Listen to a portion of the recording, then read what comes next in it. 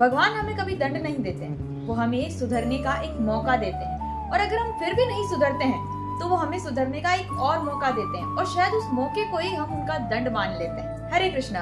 हम समझ रहे हैं भगवान श्री कृष्ण की बाल लीलाओं को, तो आइए जानते हैं आज क्या लीला करी है उन्होंने। गोकुल में सब कुछ बहुत अच्छे से चल रहा था, सारे ग्वाल बाल सब खुश थे, गायें भी खुश थी, लेकिन कोई खुश नहीं था, तो वो थी यमुना नदी। यमुना नदी में कालिया नाम का एक नाग रहने लगा था। उस नाग ने पूरी नदी को विषैला कर दिया था। चली तो उन्हें बहुत चिंता हुई। श्री कृष्ण ने सोचा कि हो सकता है कालिया नाग स्वयं यहाँ से चला जाएगा, किंतु जिसके मन में अहंकार आ जाता है वो ये बातें नहीं समझता है कि क्या सही है और क्या गलत है। उस नाग को ये पता ही नहीं चल रहा था कि उसके विष से कितना प्रभाव पड़ रहा है बाकी लोगों पर। और जब सीमा पार होने लगी तो श्री कृष्ण ने ये फैसला किया कि उस नाग को ये एहसास कराएंगे कि उसने कितनी बड़ी गलती करी यमुना नदी में अपना निवास बनाकर, और उसके कारण कितने लोगों को कष्ट उठाना पड़ रहा है। श्री कृष्ण यमुना नदी में छलांग लगाते हैं। शुरुआत में तो भगवान एक साधारण बालक के रूप में उस नदी में छलांग लगाते हैं, इसलिए कालिया नाग का प्रभाव ज्यादा दिखाई देता है और सभी को ऐसा लगता है कि कालिया नाग अब भगवान का अंत कर देगा,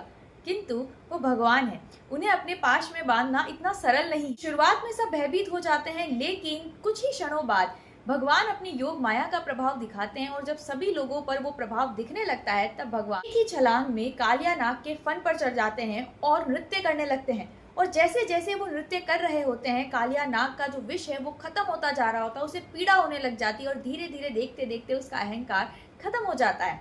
और जब उसका अहंकार खत्म हो जाता है तब उसे एहसास होता है कि उसने कितनी बड़ी गलती की। गोकुल के वासी ये सारा दृश्य देख रहे होते हैं, उन्हें सब कुछ दिखाई दे रहा होता है कि उनका नन्हा सा कान्हा इतने बड़े नाग पर नृत्य कर रहा है, किंतु जैसे योग माया का प्रभाव समाप्त होगा और वो ये सारा दृश्य भूल जाएंगे और उन्हें सिर्फ इतना स्मरण रहेगा कि उनके नन्हे कान्हा जीवित बच चुके हैं। उसे बहुत पीड़ा हो रही थी। ये देखकर उसकी सारी जो पत्नियां होती है वो भगवान के पास आती है, उनके चरणों में क्षमा मांगती है और कहती है कि प्रभु, हमसे बहुत बड़ी गलती हो गई है कि हमने यमुना नदी में, इतनी पवित्र नदी में अपना निवास स्थान बनाया, और ना सिर्फ निवास बनाया, यहाँ तक कि इस जल को भी विषैला कर दिया। भगवान बहुत कृपालु है, वो अपने शरण में आए हुए हर व्यक्ति को क्षमा कर देते हैं, और उन्होंने उस नाग को भी क्षमा कर दिया। उससे वचन लिया कि तुम यहाँ से चले जाओगे और यमुना नदी को फिर से विषैला नहीं करोगे।